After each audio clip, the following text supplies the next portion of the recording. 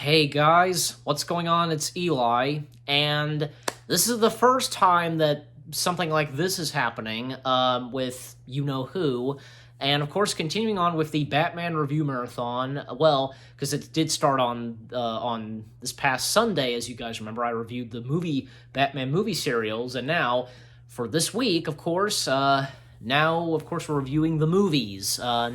The start of the Batman review marathon. And joining me, of course, you all know it's Little Blue. Hey, good to Yep, be here. yep. As I've done before, a picture is inserted with him. Is a picture of him is inserted in this video, as you guys can see. And yeah, this is the first time we're doing this where Little Blue is not with me present. And yeah, stuff like this could happen. So and besides, a few things have changed. So But anyway, so that's right. Of course, were you about to say something? It's remote. Remote, yeah, The age we live in of remote. that's true. So, you go ahead and tell us what we're reviewing. We are reviewing one of my favorites, and not because it's such a cinematic masterpiece, And but campy and corny. just fun to watch. Yeah. Corny, all of the above. Yes. It is 1960s Batman movie. Yes. That is yes. So of course we are reviewing the '60s Batman movie, and yeah, this being the first ever Batman film in theaters, on the big screen and such. And you know what? Because this came out, of course, the same year when the Batman series started, and I guess during when season one happened, and I don't know if it was during when season one was still going on, or I think it was, yeah, because I think at one point I checked, and yeah, and of course, excuse me, for many people like myself, the Batman movie was one of the very first things I watched of and seeing the Adam West Batman. So Yeah, it was. As I remember reading about it, it was they they produced the movie to bolster support and gain attention for the Batman series overseas. yep, As it would be distributed overseas, they wanted a movie to kind of kick it off, and so that's one of the big reasons why the movie was filmed. yes, exactly. And are there any first things you want to say on the Batman movie? When I was in second grade, which would have been 1972, the original Batman series aired on a local television station in Charleston Yeah, at p.m. every day. And I can remember being in second grade, just looking at the clock, counting down the hour until I could get home. And then when I would get home, counting down the time until Batman came on TV at 4:30. yes, Absolutely loved the show. It was just the coolest show on TV as far as I was concerned. yes, Fast forward to probably 1984. I was in college, and mm-hmm. I remember it was in the summertime. I was a lifeguard, and it was, and I just TV guide saw it was going to be on that night at 11:30 on ABC.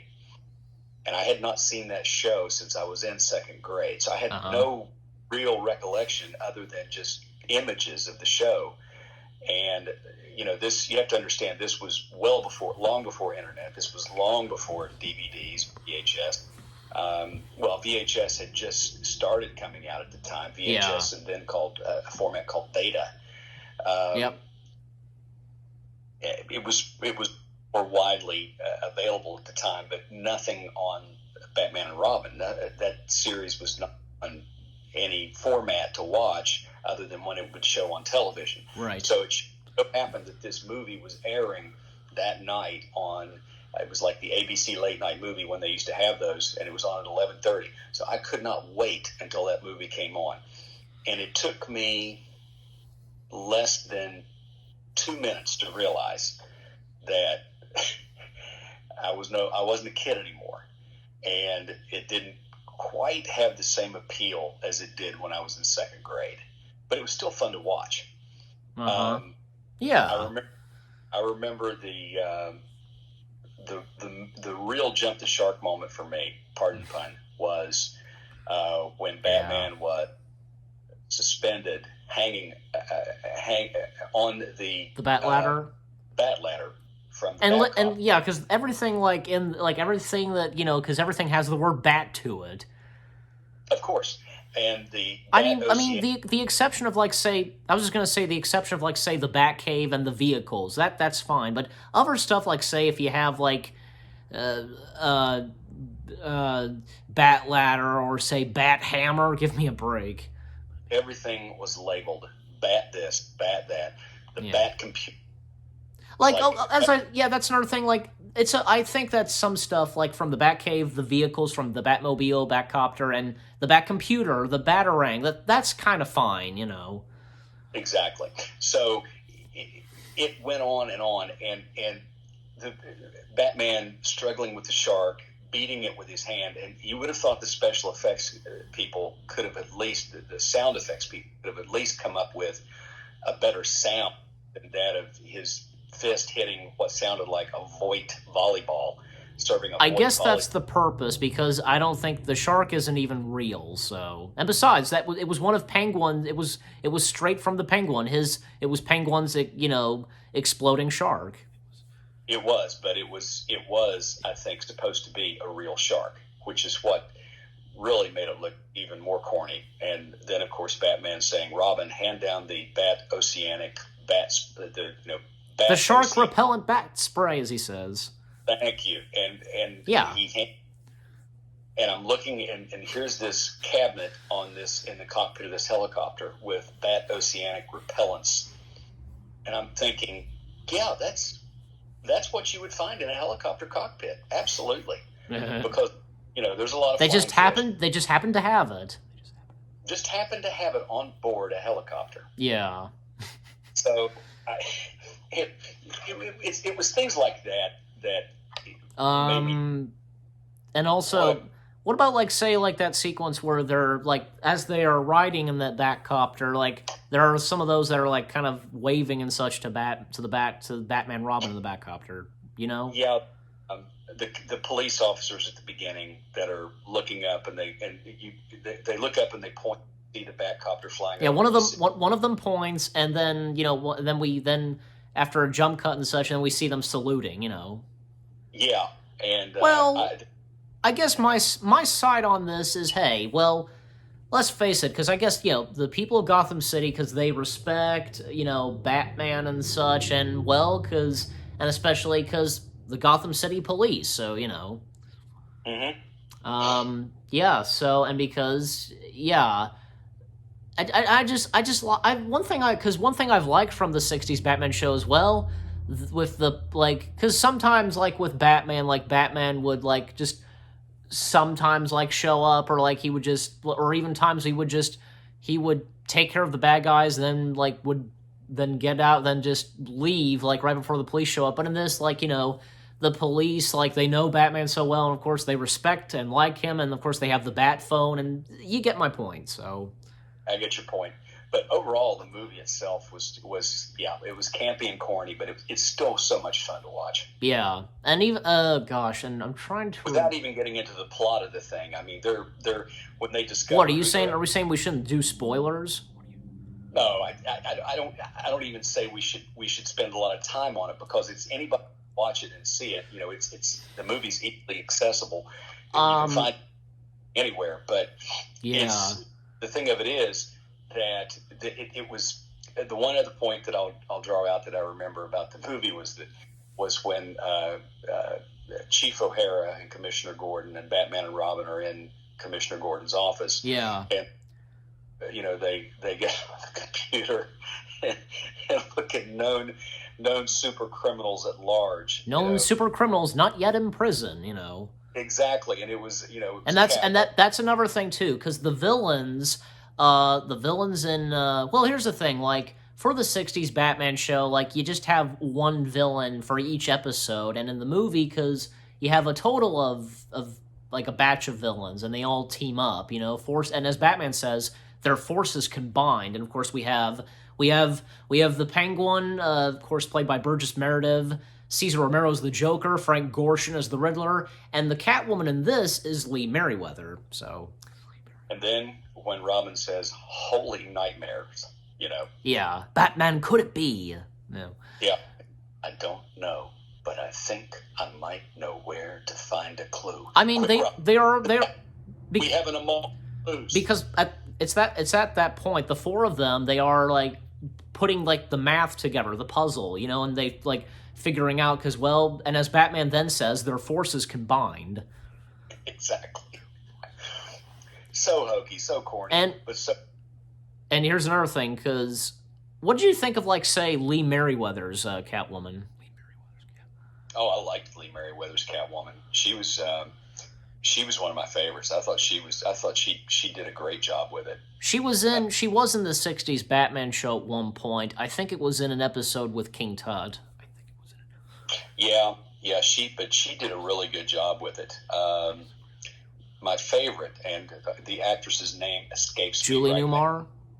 Yes, Julie Newmar. Oh, boy. She was a hottie. And of course, yeah. And I'm surprised that, well, why didn't Julie Newmar do the Batman movie? Why didn't you? Yeah, and I don't know, but I can't remember how many episodes did Eartha Kitt appear as the Catwoman. I mean, I think Eartha Kitt... Here's another thing. Well, first off, I believe that Eartha Kitt's debut as Catwoman was, like, later on in Batman, and I think it was up to that point when Batgirl showed up. And even, like, say, I remember there was an episode where Eartha Kitt's Catwoman and Joker did team up, so that happened. And I'm sorry, but, and I disagree with what you think on Eartha Kitt's Catwoman. She is a good Catwoman, so... No, it was a good Catwoman. She wasn't... Excuse me, viewers, you're listening to this right here and now, that Little Blue, for a while, he didn't like Eartha Kitt's Catwoman. I did used to, but I do like her now. I've come to appreciate her. I've come to appreciate her. She was a very talented actress. I'm just saying, there was a time you didn't like Eartha Kitt's Catwoman. Yeah, there was. I didn't really care for her. There was a time that I would have, I wouldn't have spent after, I saw the movie when I was in my college years and hadn't seen Batman and Robin for since I was in second grade, that I wouldn't have wasted my time on it. But as you get older, you begin to appreciate the nostalgia more, yeah, and the significance of it, and the historical significance, the cinematic historical significance of it. You start to appreciate it more. And yeah. Here's another thing. I feel as though that the '60s Batman movie did kind of had a good budget. Like, to put it this, like, what I mean by this is this. Well, we get to see a lot, like, say, of like of seeing the Batcopter and, like, say, the Batboat. You know what I'm saying? And even, like, say, the Penguin submarine. You get my point. I saw it. I was on the West Virginia Turnpike. This has been probably 15 years ago. I was on the West Virginia Turnpike, and I was actually at the first toll booth on the West Virginia Turnpike getting on. And getting off the turnpike, I look over, and there's a semi with a flatbed, and it is carrying the Batcopter. Oh, yeah, I think, yeah, you showed me a picture of that. Like, you texted it to me at one point. Yeah, it was very cool. What kind of exact replica, you say? Yes, of the one that was in the... Yeah, what kind of copter is it that would, become the one for the Batcopter? I'm not sure. I could look that up. Because I remember one time when one of the times we went to the air show, I assume you did too. We saw that copter, it wasn't the Batcopter, it was what it originally is, Yeah, they took everything, from the bat cycle to the Batboat to the Batmobile, which was a Ford. Yeah. I just saw a picture of that yesterday of what the original Batmobile. I mean, I texted to you too. I know I texted to you at one point. You did. We've probably sent them to each other. Yeah. Like, I feel as though that Ford car was I could be right. Like, it was to be like, say, the car of the future. You know, the way it looked. Yeah, there were car manufacturers back then. They went through a period where they were trying to really get ahead of themselves on design and make cars look more futuristic. Well, I mean, like during like I guess the 50s and 60s, they were trying to do so. Yeah, exactly. And they would tout it as the car of the future and all that. So that Ford model, whatever that model was at the time, it was. Yeah. It was.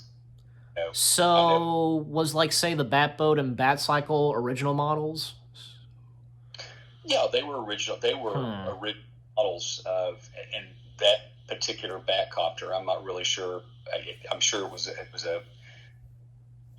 a Huey built by Huey. Yeah. Air Corporation that built a lot of helicopters back. That's true. All right, so let's keep going. Like, first off, let's talk about like say the romance between Bruce Wayne and Catwoman, like pretending to be Miss Kitka. Yeah, Miss Kitka. That was pretty. You got to have a little romance in every movie, I guess. So and Bruce Wayne thought that Miss Kitka was a real person. You know, like. Of course. Then he finds out that she's actually Catwoman. Yeah, I'm sure that in that one scene, like after, well, I know, what does it matter? Because or like just going in different directions, talk about the film, because that whole fight sequence, like the final like showdown between Batman, Robin, and the villains, in the submarine.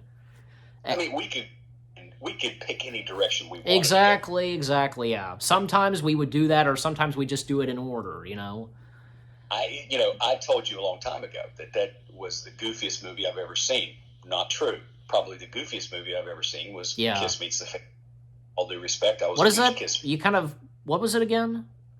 It was called Kiss Meets the Phantom of the Park. Oh, yeah. Movie. Watch it. It is definitely a. And hey, we may as well review that sometime. Yeah, if we can ever get our hands on it. I don't know how widely available it is. All right, but anyway, so again, the romance with Bruce Wayne, Miss Kick, as I've been saying, and right after the fight with the villains, in the submarine, and Batman Robin discover that Catwoman was Miss Kick. I mean, when the mask is removed, and Batman has a moment where just thinking back, and you know what I'm saying. Yeah, exactly. I'm sure that scene tried its best, for some emotion, Yeah, I agree with you. That especially when that the unveiling moment comes when they're on the submarine, they're on Penguin's submarine, and he discovers who she really is. You see that, the heartache in his face, but then he's very stoic, Yeah. And what he says to Robin, Yeah, I can't remember exactly. I remember that Robin says to him, "Holy heartbreak." Yeah, Robin did have a point when he said that. Just Oh, of course. Holy heartbreak, Miss Kitka, and it was true. So. Okay, but here's another thing. There's this one thing that I don't know if it was like really like was like that important, like that whole thing with Commodore Schmidlap, and his invention or stuff like that. I mean, the character of Commodore Schmidlap. Yeah, that was really goofy to say the least. And the thing is, Commodore Schmidlap was captured, and was and as they call themselves the United Underworld, they held him as his prisoner, and they had to go along and like pretending that Commodore was not kidnapped and he was still out on the yacht, and every time he would ring for his tea. The fact that they took that they shrunk the members of the UN. Well, they didn't shrink. They didn't shrink them. They kind of like turned into dust, Yeah, shrank them. I was going to say they shrank them down to powder. Powder, yeah. And so members of the United World, I guess. Right. He sets them up. He sets up a lab in there. And I'm trying to remember now. There was something he had on over his uniform, over his Batman costume, and I can't remember what it was now. As he's trying to bring them back, to human beings, and I wish I could remember that. I remember that scene, but I can't remember detail about it. I mean, he's got a mask over his face, and he's got like gloves on, and just Yeah, exactly. And it you see all these television networks around the world. They're just the whole world is just waiting. And Commissioner Gordon has the phone call of the president of the United States. Exactly. And the president is meant to sound like John F. Kennedy. Yeah, and another thing is like he says to Commissioner Gordon, tell Batman I'll salute him. So exactly. Actually, it may have been. I remember that now. It may have been Johnson that they were, because Lyndon B. Johnson was president after JFK, and JFK was assassinated in November 1963. Uh-huh. So it would have been that Johnson was in office. So yeah, that's right. Yeah. Another thing is that trying to remember. Oh gosh, of course we can't forget about this. Some days you just can't get rid of a bomb. Yeah, that was that sequence. Oh boy. That may have been when I tuned out when I was in college watching that movie after having not seen it since my second grade year. That when he had the bomb and he broke through the third wall, so to speak, or the curtain, when he looked at the audience and said, he didn't look at the audience. He was just saying that to himself. Okay, I thought he actually looked into the camera. No, he didn't. He was just looking back and forth, and he was saying that to himself. Some days you just can't get rid of a bomb. Yeah, but anyway, that was probably the moment that I changed channels. Like, for example, like him running with the bomb, and also he keeps running into a couple of people that don't, like a marching band, a small marching band, two nuns, and a mother with a baby in a stroller. Yeah, Salvation Army, who is they take